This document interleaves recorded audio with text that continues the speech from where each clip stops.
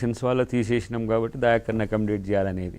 ఇక్కడ బట్టి గారు కానీ క్యాబినెట్ అందరూ నోటీస్, మా వెంకటరెడ్డి గారు అయితే లెటర్స్ రాసిండ్రు, వెంకటరెడ్డి గారు కూడా లెటర్స్ రాసిండ్రు, ఫోన్స్ చేసిండ్రు. మీ ఇద్దరికి ఇది కాదు కదా, జానారెడ్డి గారు నా నామినేషన్లో కూడా ఇలా వారే ఉన్నారు. Very good. సో నాకు ఇంకోటి పాజిటివ్ టైంలో రావడం అనేది ఒక పాజిటివ్ ఎనర్జీ. అంటే అందరూ మంచిగా, ఉత్తమ్ గారు కూడా చాలా ముందు నుంచి ఆయన ఈసారి నీకు బ్రైట్గా ఉంటుంది Dayakar, I can help you అని చెప్పింది.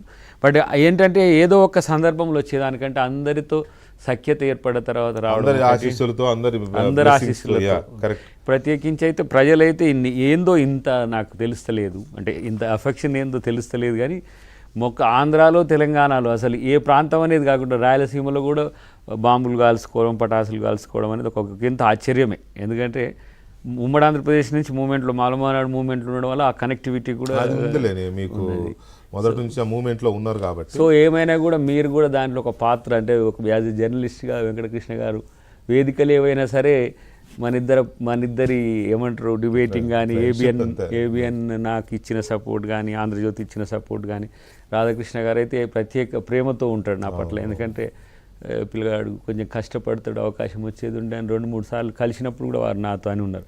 అంటే మీడియా సపోర్ట్, మీరు నేను ఏం చేసినా కూడా ఈ 12 సంవత్సరాలు అయితే చాలా నన్ను భరించిండ్రు మీరు. భరించడం అంటే భరించడం కాదులే దయాకర్ గారు, మీరు కూడా దయాకర్ గారు అనే దయాకర్ అంట, మీరు కూడా ఎప్పుడంటే అప్పుడు డిబేట్లకు కానీ ఇంకో దానికి కానీ రావడం కానీ, లేకపోతే నేరుగా అసెంబ్లీ నుంచి మీ దగ్గర, అదే చెప్తున్నా.